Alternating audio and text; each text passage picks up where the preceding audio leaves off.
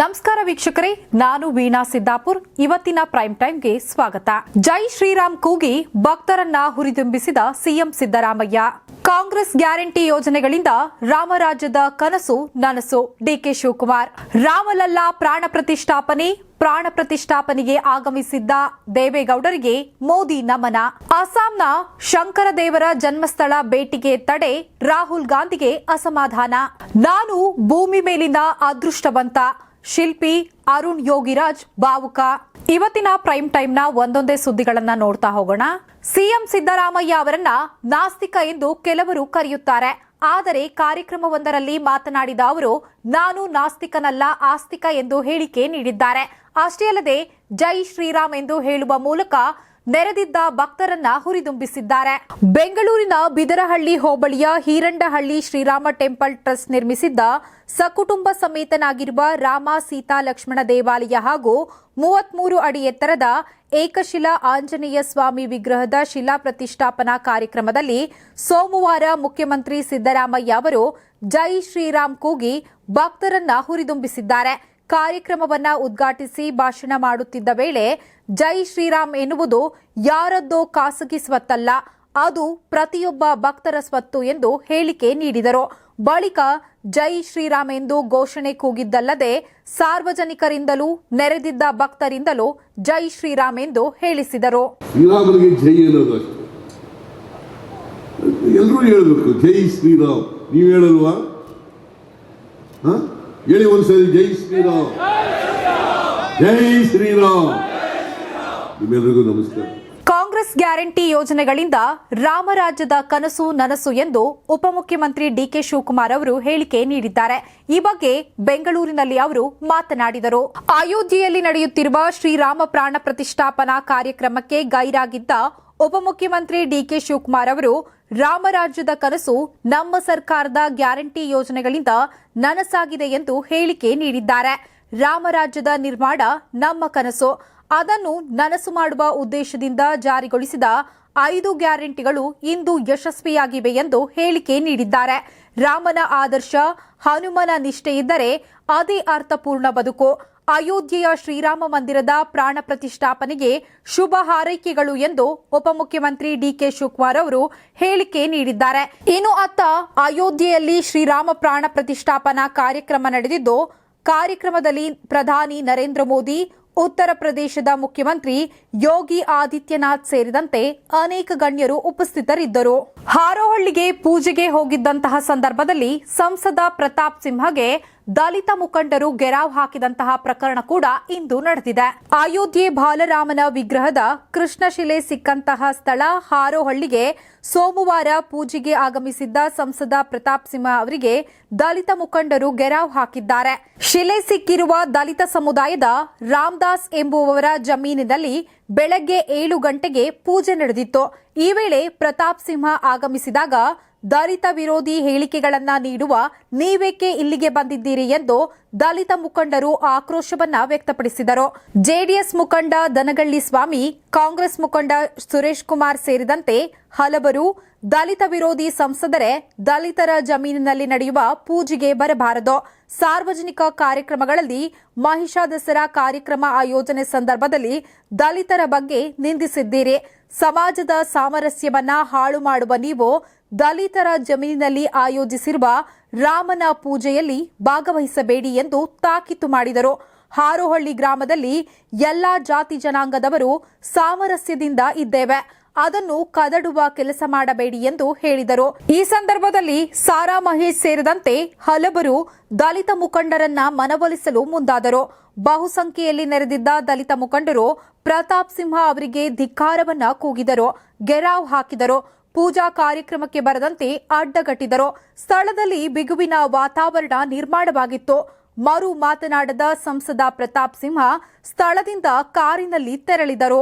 ನಾನು ಭೂಮಿ ಮೇಲಿನ ಅತ್ಯಂತ ಅದೃಷ್ಟವಂತ, ಹೀಗಂತ ರಾಮಲಲ್ಲಾ ಮೂರ್ತಿಯನ್ನ ಕೆತ್ತನೆ ಮಾಡಿರುವಂತಹ ಅರುಣ್ ಯೋಗಿರಾಜ್ ಅವರು ಹೇಳಿಕೆ ನೀಡಿದ್ದಾರೆ. ಅಷ್ಟೇ ಅಲ್ಲದೆ ಈ ಹೇಳಿಕೆಯನ್ನ ನೀಡುವಂತಹ ಸಂದರ್ಭದಲ್ಲಿ ಅರುಣ್ ಯೋಗಿರಾಜ್ ಭಾವುಕರಾಗಿದ್ದಾರೆ. ಅಯೋಧ್ಯ ರಾಮ ಮಂದಿರಕ್ಕೆ ಆಕರ್ಷಕ ಬಾಲರಾಮನ ವಿಗ್ರಹ ಕೆತ್ತನೆ ಮಾಡಿದ ಮೈಸೂರಿನ ಶಿಲ್ಪಿ ಅರುಣ್ ಯೋಗಿರಾಜ್ ತಮ್ಮನ್ನ ಈ ಭೂಮಿ ಮೇಲಿನ ಅತ್ಯಂತ ಅದೃಷ್ಟಶಾಲಿ ವ್ಯಕ್ತಿ ಎಂದು ಪರಿಗಣಿಸಿರುವುದಾಗಿ ತಿಳಿಸಿದ್ದಾರೆ. ನಾನು ಈ ಭೂಮಿ ಮೇಲಿನ ಅತ್ಯಂತ ಅದೃಷ್ಟವಂತ ವ್ಯಕ್ತಿ ಎಂಬ ಭಾವನೆ ನನ್ನಲ್ಲಿ ಮೂಡುತ್ತಿದೆ. ನನ್ನ ಪೂರ್ವಜರು, ಕುಟುಂಬದ ಸದಸ್ಯರು ಮತ್ತು ರಾಮಲಲ್ಲಾನ ಆಶೀರ್ವಾದ ನನ್ನ ಮೇಲೆ ಯಾವಾಗಲೂ ಇದೆ. ನಾನು ಕನಸಿನ ಜಗತ್ತಿನಲ್ಲಿ ಇದ್ದೇನೆ ಎಂದು ಕೆಲವೊಮ್ಮೆ ಅನ್ನಿಸುತ್ತಿರುತ್ತದೆ ಎಂದು ಅರುಣ್ ಯೋಗಿರಾಜ್ ಅವರು ಸೋಮವಾರ ಎಎನ್ಐ ಸುದ್ದಿ ಸಂಸ್ಥೆಗೆ ಹೇಳಿಕೆ ನೀಡಿದ್ದಾರೆ. 5 ವರ್ಷದ ಬಾಲರಾಮನ ರೂಪದ ವಿಗ್ರಹದ ಶಿಲ್ಪಿ ಅರುಣ್ ಯೋಗಿರಾಜ್ ಅವರ ಕ್ರಿಯಾಶೀಲತೆ ಮತ್ತು ಪರಿಶ್ರಮಕ್ಕೆ ವ್ಯಾಪಕವಾದಂತಹ ಮೆಚ್ಚುಗೆ ವ್ಯಕ್ತವಾಗಿದೆ. ಐತಿಹಾಸಿಕ ರಾಮ ಮಂದಿರದ ಗರ್ಭಗೃಹದಲ್ಲಿ ಪ್ರತಿಷ್ಠಾಪನೆಯಾಗುವ ಅವಕಾಶ ಪಡೆದ ವಿಗ್ರಹದ ಹಿಂದಿನ ಶಕ್ತಿಯಾದ ಅರುಣ್ ಅವರ ಮುಖದಲ್ಲೂ ಕೂಡ ಈ ಒಂದು ಸಾರ್ಥಕತೆಯ ಭಾವನೆ ಕಾಣುತ್ತಿದೆ. ಅರುಣ್ ಅವರ ಕೌಶಲ್ಯ ಹಾಗೂ ಬದ್ಧತೆಯನ್ನು ಉತ್ತರ ಪ್ರದೇಶ ಸಿಎಂ ಯೋಗಿ ಆದಿತ್ಯನಾಥ್ ಅವರು ಪ್ರಾಣ ಪ್ರತಿಷ್ಠಾಪನೆ ಸಮಾರಂಭದ ಬಳಿಕ ನಡೆದ ವೇದಿಕೆ ಕಾರ್ಯಕ್ರಮದಲ್ಲಿ ಶ್ಲಾಘಿಸಿದ್ದಾರೆ.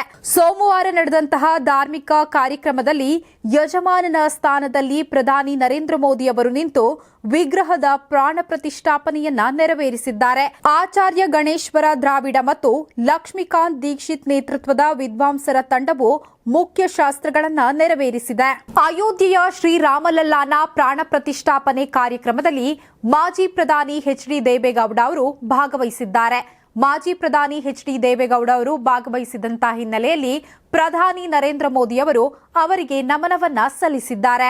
ಅಯೋಧ್ಯೆಯ ರಾಮ ಮಂದಿರದಲ್ಲಿ ಸೋಮವಾರ ಬಾಲರಾಮನ ಪ್ರಾಣ ಪ್ರತಿಷ್ಠಾಪನೆ ಕಾರ್ಯಕ್ರಮ ಶಾಸ್ತ್ರೋಕ್ತವಾಗಿ ನೆರವೇರಿದೆ. ಹಲವು ರಾಜ್ಯಗಳ ರಾಜಕೀಯ ನಾಯಕರು, ಬಾಲಿವುಡ್ ಸೇರಿದಂತೆ ಹಲವು ಕ್ಷೇತ್ರಗಳ ತಾರೆಯರು ಮತ್ತು ಗಣ್ಯರು ಕಾರ್ಯಕ್ರಮದಲ್ಲಿ ಪಾಲ್ಗೊಂಡಿದ್ದರು. ಕಾರ್ಯಕ್ರಮದಲ್ಲಿ ಆಗಮಿಸಿದ ಗಣ್ಯರಿಗೆ ಪ್ರಧಾನಿ ನರೇಂದ್ರ ಮೋದಿ ಅವರು ಶುಭಾಶಯ ಕೋರಿದರು. ಇದೇ ವೇಳೆ ಮಾಜಿ ಪ್ರಧಾನಿ ಎಚ್.ಡಿ. ದೇವೇಗೌಡ ಅವರಿಗೆ ಪ್ರಧಾನಿ ಮೋದಿ ಅವರು ತಲೆಬಾಗಿ ನಮಿಸಿದ ವಿಡಿಯೋವನ್ನ ಸುದ್ದಿ ಸಂಸ್ಥೆ ಎಎನ್ಐ ತನ್ನ ಎಕ್ಸ್ನಲ್ಲಿ ಹಂಚಿಕೊಂಡಿದೆ. ರಿಲಯನ್ಸ್ ಇಂಡಸ್ಟ್ರೀಸ್ ಲಿಮಿಟೆಡ್ನ ಅಧ್ಯಕ್ಷ ಮುಕೇಶ್ ಅಂಬಾನಿ, ಅವರ ಪತ್ನಿ ನೀತಾ ಅಂಬಾನಿ, ಕರ್ನಾಟಕದ ಮಾಜಿ ಸಿಎಂ ಎಚ್.ಡಿ. ಕುಮಾರಸ್ವಾಮಿ ಸೇರಿದಂತೆ ಇತರ ಗಣ್ಯರು ಕೂಡ ಉಪಸ್ಥಿತರಿದ್ದರು. ಅಯೋಧ್ಯೆಯಲ್ಲಿ ಅರ್ಚಕರು, ಪಂಡಿತರು, ಸಂತರ ಸಮ್ಮುಖದಲ್ಲಿ ಬಾಲರಾಮನ ಪಟ್ಟಾಭಿಷೇಕದ ವಿಧಿವಿಧಾನಗಳನ್ನು ಮೋದಿಯವರು ನೆರವೇರಿಸಿದ್ದಾರೆ. ಬಳಿಕ ರಾಮನ ಪಾದಗಳಿಗೆ ಪುಷ್ಪ ಅರ್ಪಿಸಿ ಪ್ರಾರ್ಥನೆಯನ್ನ ಸಲ್ಲಿಸಿದ್ದಾರೆ. ಈ ವೇಳೆ ದೇವಾಲಯದ ಒಳಗೆ ನೆರೆದವರ ಶ್ರೀರಾಮ ಜಯರಾಮ ಎಂಬ ರಾಮನಾಮ ಮುಗಿಲು ಮುಟ್ಟಿತ್ತು. ಮಂತ್ರಘೋಷಗಳು ಮೊಳಗಿದ್ದವು. ವಾದ್ಯಗಳ ನಾದ ದೇವಾಲಯವನ್ನು ಆವರಿಸಿತ್ತು. ಈ ಸಂದರ್ಭದಲ್ಲಿ ಆರ್ಎಸ್ಎಸ್ ಮುಖಂಡ ಮೋಹನ್ ಭಾಗವತ್, ಮುಖ್ಯಮಂತ್ರಿ ಯೋಗಿ ಆದಿತ್ಯನಾಥ್ ಸೇರಿದಂತೆ ಇಬ್ಬರು ಪ್ರಧಾನ ಅರ್ಚಕರು ಗರ್ಭಗುಡಿಯಲ್ಲಿದ್ದರು. ಮೋದಿಯವರ ಸಮ್ಮುಖದಲ್ಲಿ ಬಾಲರಾಮನ ವಿಗ್ರಹವನ್ನು ಅನಾವರಣಗೊಳಿಸುತ್ತಿದ್ದಂತೆ ಭಾರತೀಯ ವಾಯುಪಡೆಯ ಹೆಲಿಕಾಪ್ಟರ್ಗಳು ಅಯೋಧ್ಯೆಯ ಶ್ರೀರಾಮ ಜನ್ಮಭೂಮಿ ದೇವಾಲಯದ ಮೇಲೆ ಹೂವಿನ ಮಳೆಗೈದಿವೆ. ನಮ್ಮೆಲ್ಲರಿಗೂ ಇದು ಅತ್ಯಂತ ಭಾವನಾತ್ಮಕ ಕ್ಷಣ. 500 ವರ್ಷಗಳ ಕಾಯುವಿಕೆ ಕೊನೆಗೂ ಅಂತ್ಯವಾಗಿದೆ ಎಂದು ಉತ್ತರ ಪ್ರದೇಶದ ಸಿಎಂ ಯೋಗಿ ಆದಿತ್ಯನಾಥ್ ಹೇಳಿಕೆಯನ್ನ ನೀಡಿದ್ದಾರೆ. ರಾಮ ಮಂದಿರ ಉದ್ಘಾಟನೆ ನಮ್ಮೆಲ್ಲರಿಗೂ ಅತ್ಯಂತ ಭಾವನಾತ್ಮಕ ಕ್ಷಣವಾಗಿದ್ದು 500 ವರ್ಷಗಳ ಕಾಯುವಿಕೆ ಕೊನೆಗೂ ಅಂತ್ಯವಾಗಿದೆ ಎಂದು ಉತ್ತರ ಪ್ರದೇಶದ ಸಿಎಂ ಯೋಗಿ ಆದಿತ್ಯನಾಥ್ ಹೇಳಿಕೆ ನೀಡಿದ್ದಾರೆ. ಅಯೋಧ್ಯೆಯಲ್ಲಿ ಶ್ರೀರಾಮ ಮಂದಿರದ ಶಂಕುಸ್ಥಾಪನೆ ಸಮಾರಂಭದಲ್ಲಿ ಪಾಲ್ಗೊಂಡು ರಾಮಲಲ್ಲಾ ವಿಗ್ರಹದ ಪ್ರಾಣ ಪ್ರತಿಷ್ಠಾಪನೆ ಬಳಿಕ ಕಾರ್ಯಕ್ರಮಕ್ಕೆ ಆಗಮಿಸಿದ್ದ ಗಣ್ಯರನ್ನ ಉದ್ದೇಶಿಸಿ ಮಾತನಾಡಿದ ಸಿಎಂ ಯೋಗಿ ಆದಿತ್ಯನಾಥ್, ನಮ್ಮೆಲ್ಲರಿಗೂ ಇದು ಭಾವನಾತ್ಮಕ ಕ್ಷಣವಾಗಿದೆ. ಇದು 500 ವರ್ಷಗಳ ಕಾಯುವಿಕೆಯ ನಂತರ ಬಂದಿದ್ದು ಪ್ರಭು ಶ್ರೀರಾಮರು ಮತ್ತೆ ಅಯೋಧ್ಯೆಯಲ್ಲಿ ವಿರಾಜಮಾನರಾಗಿದ್ದಾರೆ ಎಂದರು. ಅಂತೆಯೇ ಈ ಐತಿಹಾಸಿಕ ಕ್ಷಣವನ್ನ ಕಣ್ತುಂಬಿಕೊಂಡ ನನಗೆ ನನ್ನ ಹೃದಯದಲ್ಲಿ ವ್ಯಕ್ತಪಡಿಸಲು ಪದಗಳಿಲ್ಲದೆ ಕೆಲವು ಭಾವನೆಗಳಿವೆ. ಪ್ರತಿಯೊಬ್ಬರೂ ಭಾವನಾತ್ಮಕ ಸಂತೋಷದಿಂದಿದ್ದಾರೆ. ಈ ಐತಿಹಾಸಿಕ ಕ್ಷಣದಲ್ಲಿ ದೇಶದ ಪ್ರತಿಯೊಂದು ನಗರ ಮತ್ತು ಹಳ್ಳಿಗಳು ಅಯೋಧ್ಯೆಯಾಗಿ ಮಾರ್ಪಟ್ಟಿವೆ. ಪ್ರತಿ ಹಾದಿಯು ರಾಮ ಜನ್ಮಭೂಮಿಯತ್ತ ಸಾಗುತ್ತಿದೆ.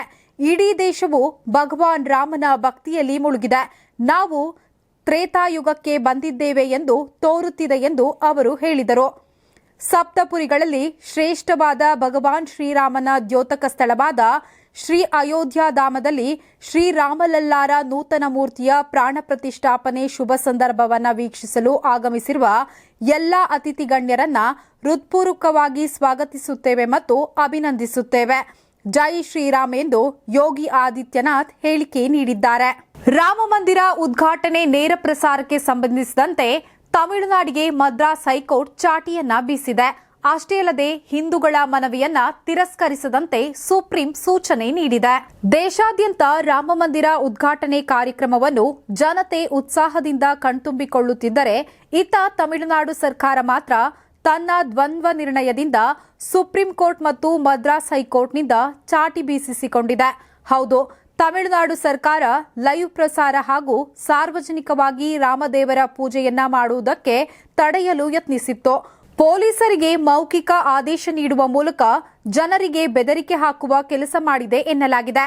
ರಾಮ ಮಂದಿರ ಪ್ರಾಣ ಪ್ರತಿಷ್ಠಾಪನೆ ಕಾರ್ಯಕ್ರಮದ ನೇರ ಪ್ರಸಾರ ಹಾಗೂ ಸ್ಥಳೀಯವಾಗಿ ರಾಮದೇವರ ಪೂಜೆಯನ್ನು ತಡೆಯಲು ಯತ್ನಿಸಿದ್ದ ತಮಿಳುನಾಡು ಡಿಎಂಕೆ ಸರ್ಕಾರದ ವಿರುದ್ಧ ಮದ್ರಾಸ್ ಹೈಕೋರ್ಟ್ ಚಾಟಿ ಬೀಸಿದ್ದು, ಎಂಕೆ ಸ್ಟಾಲಿನ್ ನೇತೃತ್ವದ ಸರ್ಕಾರಕ್ಕೆ ರಾಮ ಭಕ್ತಿಯನ್ನು ತಡೆಯುವ ಯಾವುದೇ ಅಧಿಕಾರವಿಲ್ಲ ಎಂದು ಹೇಳಿದೆ. ಇಂತಹ ಲೈವ್ ಟೆಲಿಕಾಸ್ಟ್ಗೆ ಅನುಮತಿ ಕೋರುವ ಅರ್ಜಿಗಳನ್ನು ಅಧಿಕಾರಿಗಳು ಪರಿಶೀಲಿಸುತ್ತಾರೆ ಮತ್ತು ಕಾನೂನಿನ ಪ್ರಕಾರ ವ್ಯವಹರಿಸುತ್ತಾರೆ ಎಂದು ಸುಪ್ರೀಂ ಕೋರ್ಟ್ ಹೇಳಿದೆ. ಅರ್ಜಿಗಳನ್ನು ತಿರಸ್ಕರಿಸಿದರೆ ಅಂತಹ ಯಾವುದೇ ವಿನಂತಿಗಳನ್ನು ತಿರಸ್ಕರಿಸಲು ಕಾರಣಗಳನ್ನು ನೀಡಬೇಕು.